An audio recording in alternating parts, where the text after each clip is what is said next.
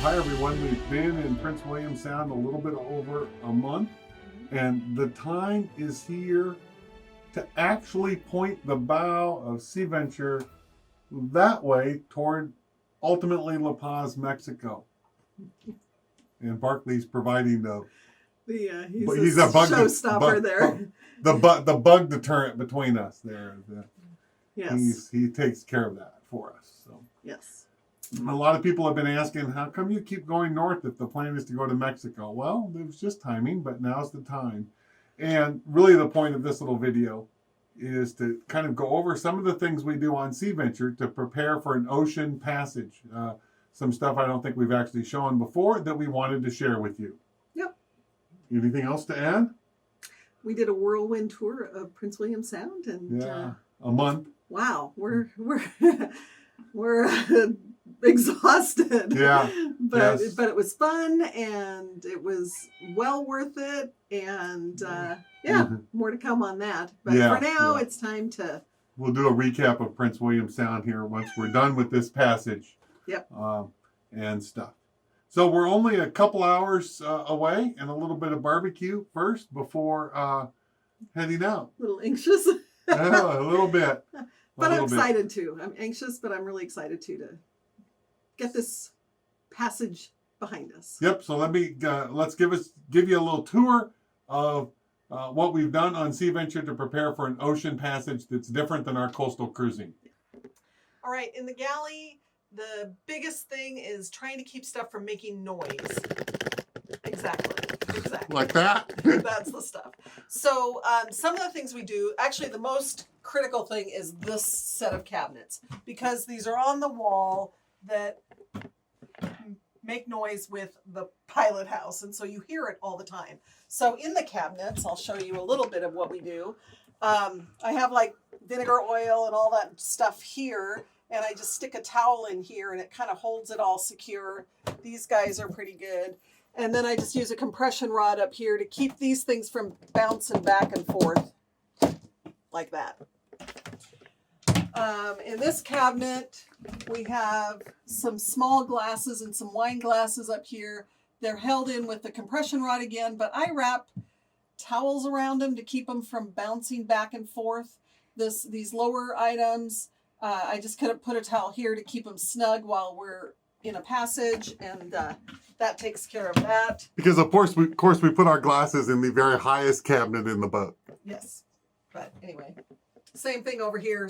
I use towels to soften the blow, and then we lock all the cabinets when we're underway. The uppers, even when we're coastal cruising, and the lowers when we're underway, as well as the refrigerator. One more thing on the refrigerator, kind of pack it so that all the jars and stuff are in the back. I have another compression rod keeping them back in, and then other things are just keep them back and keep them secure. What's all that, Rosie? What else have we done in the galley to prepare for a passage?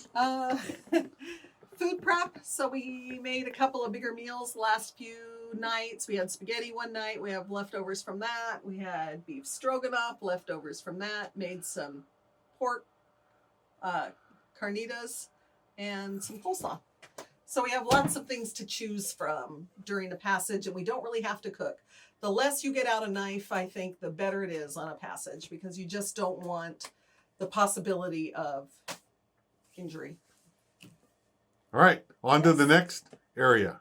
All right, up here on the upper decks outside, there's only a couple things that we really do. Our box in the corner normally has one strap on each end. It now has two. Our tender for all of our coastal cruising, the big dinghy, normally has one ratchet strap in the front and one in the back. For offshore travel, it has three in the front and three in the back, locking it down. So 6 ratchet straps total, holding the tender in place.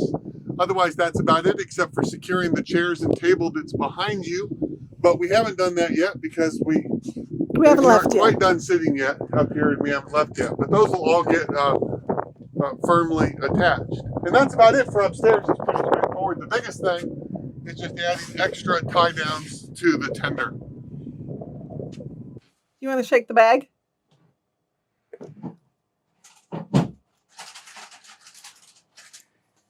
Treats!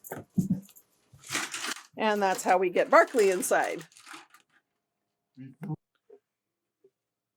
Right, we're here in our salon or our living room and dining room area. We really don't do too much here except put everything away.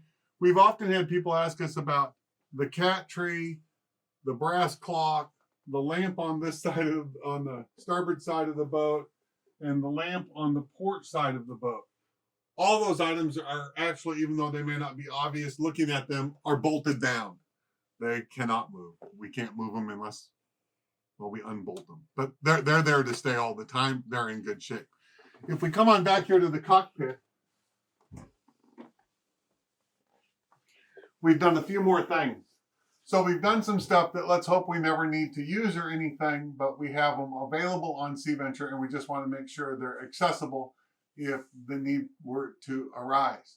So we do have a 6-man Winslow offshore life raft aboard Sea Venture. This is a life raft that if it hits the water, it has a big canister and blows up, has a roof on it. Inside the life raft is an EPIRB, an emergency transmitter beacon. We'll talk a little bit more about those in a moment. It's got food, water, copies of our passports, and even a hand-operated water maker to make fresh water out of salt water. So that life raft sits inside the couch. Right there is the life raft. Blake and Barkley. Barkley just has to explore everywhere. Anyway, and what we do for the offshore is we take the painter line that's normally just coiled on top and run it over and clip it. So in the heat of the moment, we don't accidentally throw the life raft overboard. I have to leave that open because the cat's in there now. Yeah, exactly. Throw the life raft overboard without it attached to the boat. So it stays attached to the boat. And here's our regular life jackets. Under the couch on this side is our offshore life jackets, ready to go. They have all types of different things attached to them. Whistles and mirrors and things like that. Yep. Lights. Yeah. Yep. Here is our 2 offshore insulated immersion or survival suits, also called Gumby suits. Yeah. Yeah. So they're big neoprene suits. And why don't we cut to a little demonstration of me trying to get in one.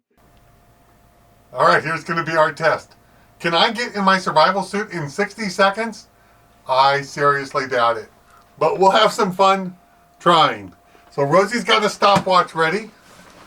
You ready? I get to start with my survival suit in my hand, right? That's a bonus. Because I just walk around like this offshore. All right, are we ready? I'm ready. All right, 3, 2, 1, go. Start.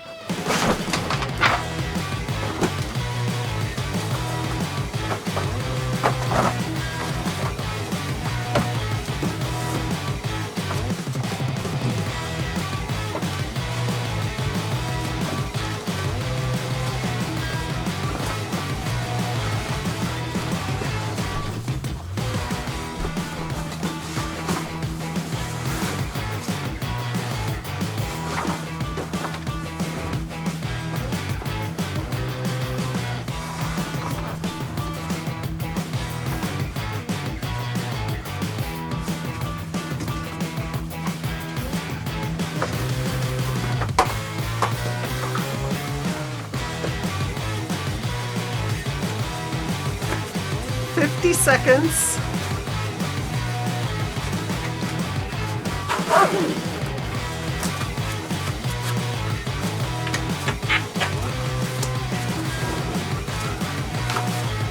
We got 4 inches. Oh. Okay. 108. That's not bad. That's not bad, but your zipper's not quite up all the way. A minute, 8 cold seconds. water may come in.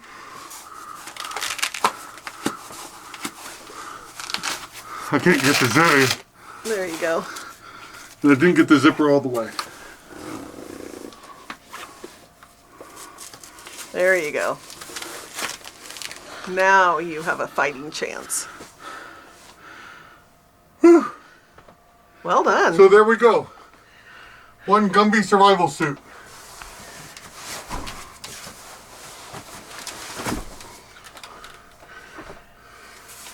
Ready to go.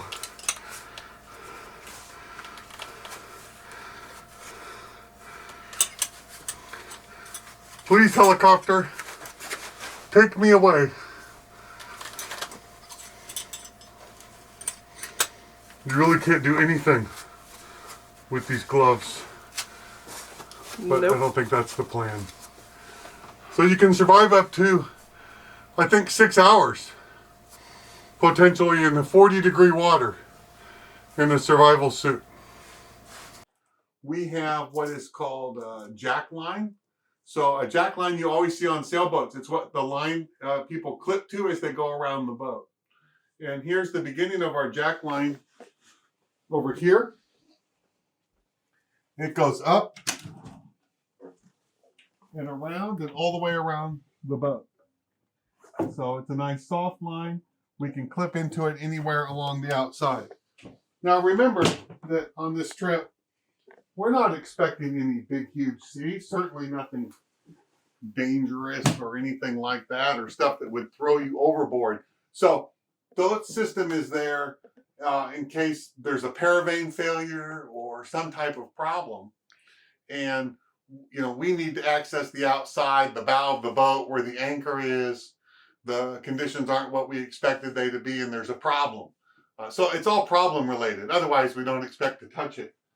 For the jack line, we have a special vest we wear that we clip in, and our clip in. Two of them, one 2 foot, one 6 foot. So you can switch from one to the other and always remain clipped in. So we can move anywhere around the outside of Sea Venture and never be detached from the boat. I think he's done exploring now, maybe. Anyway. So one more quick thing to talk about that we have not pulled out, and that is our Florentino C Anchor. So Sea Venture, we have a 21-foot basically parachute that extends off the bow on a 600-foot 1-inch line. It is made to stabilize the boat in offshore conditions. And let's say if you had an engine failure or some kind of problem, and you needed to stop the boat from drifting, stop it from turning sideways in the seas, whatever the case might be, that Sea Anchor would do that. On this journey, we're only going to be about 25 miles offshore. And so I don't think that we need to prep the Sea Anchor. It is, we keep it in the bow of the boat. We could get it out. It'd take a little bit of time in the current condition. But it is doable. But that close to shore, I don't think it's necessary. I think it's more the idea that we have an issue 1,000 miles from shore. So we have our Florentino C Anchor, but we have not prepped it for this trip. So why don't we take a moment, and Rosie's going to talk about weather routing and planning. All right, we did some pre-planning, as you can imagine, and I wanted to show you what we have on the chart. So let's go over here. This is our route. We're going from Prince William Sound across the Gulf of Alaska to Cape Spencer to Icy Strait or Cross Sound. So over the course of this journey, what we've done is we've put marks on every 12 hours. So that's 12 hours in, 24, 36, 48, and 60 hours. The other things we've marked on here are where the buoy reports are that are on NOAA weather, and where the 100-mile offshore indicators are, because the buoys always talk about wind and what the wind is in a general vicinity of for the weather report. So it talks about, Cape Fairweather to Cape Clear up to 100 miles offshore.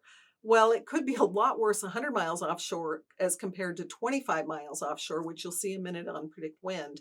And so we do kind of want to have a sense of how far that is and where that adverse weather might be, if there is some. Jim's going to walk through the Predict Wind side of it. All right, so we've taken, looking at our predict wind model. This happens to be the PWE model for wind. And we're this little boat up here. And this is our course, planned course across the Gulf of Alaska. And you can see there's the yellow is more wind than the blue or in purple, which is almost no wind. The difference close into shore, at least at the moment, versus further offshore, which is why, as Rosie was talking about, it's important to understand that the Noaa forecast gives you from shore out to 100 nautical miles. But the wind is not the same at 100 nautical miles as it is close to shore. So if we look at here, there's our planned departure, and you're going to see these little boats move. That's kind of like going to be us. And then where we are at 12 hours and stuff. And for you people that are real familiar with the Gulf of Alaska, yes, predict wind somehow takes you behind St. Elias. St. Elias and this island here, and you can't go behind this island, so you have to go on the outside. So we have a little bit of wind here for the beginning of our trip, and more wind in front of us, a little bit offshore, but pretty close to us. But we have very little back here going on. We travel 12 more hours. Hopefully that dies, even though it starts picking up now behind us. We didn't say this was a big weather window. It's just a weather window. By Friday at noon, we're in the sweet spot, right where we're sitting right now, not so good. And then getting in Friday midnight, something like that. It's all looking pretty good. So one thing we really look at when we're looking at this, well, this is a reasonable amount of wind down here, but only 21 knots. There's nothing here dangerous, and that's an important component. If we look at the wind map for the same time, The wave map. Wave map, I'm sorry. Purple is awesome. Purple is like 2-foot waves. No wind and flat seas. No wind and flat seas. This over here is 1.5 meters. Something else to think about and remember when you're doing this is NOAA weather on the radio gives you swell plus wind wave combined height. This gives you only swell, not wind wave height on top of it. So, but if we play the same map and we're looking, we're trying, the goal is to kind of stay in the purple. So we're getting a little ahead of it. Now we're just losing all the purple anyway. But we're hoping that this weather stays pretty good. So in this area, we're talking about 1 meter swell height plus whatever wind waves, 3, probably 5-foot seas total. Out here, we're looking at 7 feet plus wind waves, and wind waves may be 3 or 4 feet. This may be 10 or 11-foot seas, depending on the wind out here at the time. Or maybe as low as 7 foot, but maybe quite a bit higher. But this is several hundred miles away. And then we're going to sneak in here, hopefully before this goes too far south on us. It's only 1.3 meter, 5-foot seas plus the wind. So that's the rough plan. That's one model. We've downloaded 3 of the models. They're all very comparable. So our jumping off point, Yakutat, is partway. So we do have one spot that we could potentially bail out a little bit more than halfway south. So that's the plan.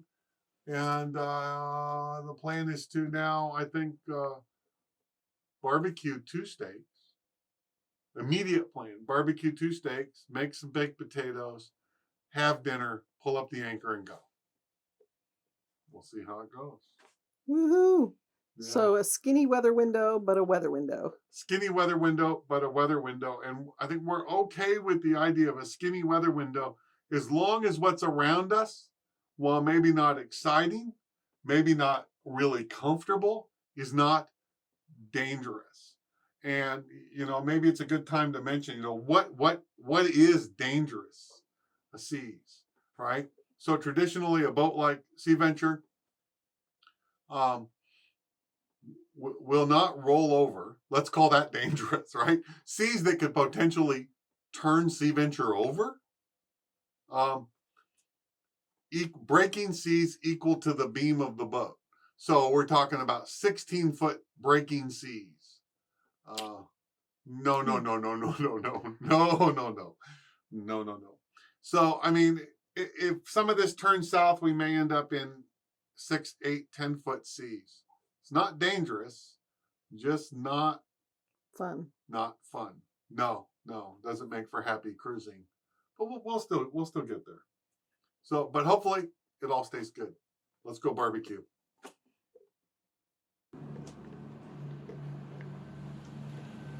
We are leaving Rocky Bay and heading out of Prince William Sound.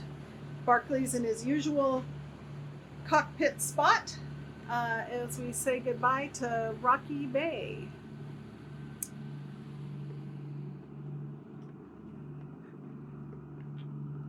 Oh, I'd be remiss if I didn't mention that we got this awesome chart from Eric and Jan, and it was a chart of the Sound and has all kinds of cool places marked on it with notes, so that was pretty cool.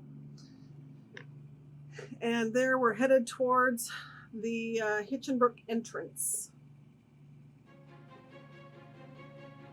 That way. Yeah.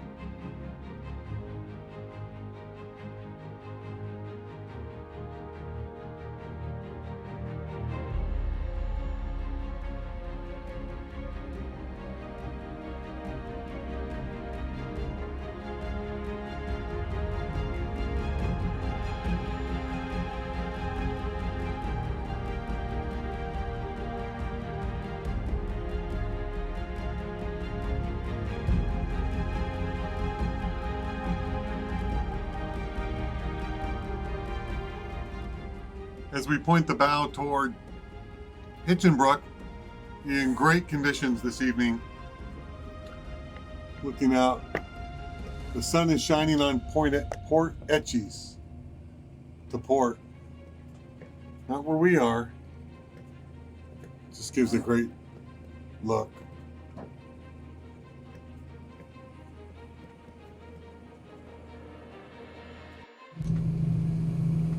Good evening. It's time for our first update. We left about 7 o'clock. It's now about 10 o'clock. And we are now out, made our way all the way out of Hitchinbrook entrance, and we're in the ocean. The seas are pretty good. We have some swells, defined swells, which we really had a hard time finding on the way up. So it makes it a little more predictable, and almost no wind chop right now. It's starting to build just a little bit. It's been really flat, and we're making pretty good time, doing about 7 knots with the fish in the water, so that's feeling pretty good. Over 7 actually, 7.1, 7 right in there. Yeah, so we're on our way, and we'll just take it 1 hour at a time. But that's it for the 10 o'clock hour. Right, time for the 12 midnight report here on our first night of our passage across the Gulf of Alaska. Everything is going good. Rosie's taking a little break now. I said it's right at midnight. Seas are running 4 to 5 feet on the starboard beam. About 12 or 13 knots of wind on the starboard beam as well. It was kind of as expected. Expect the conditions to slowly improve a little over the next 6 hours, so I think we're good there. Otherwise, just cruising along and making sure you hold on to something when you move around, but just relaxing and kind of getting into the groove of the movement. We got a lot of low cloud cover, so I think it's actually going to get dark tonight. Hasn't been dark for us for a long time, a few weeks, but I think it's going to get dark here in a while, maybe in another hour or so, maybe an hour of darkness. We'll see. Otherwise, I think that's it for the midnight report. Thank you for watching this episode. Join us next time as we head off on our non-stop trip across the Gulf of Alaska. Seem to not be able to get the orca whales out of the way and have a big thump in the night. So until next time, wishing you no wind and flat seas.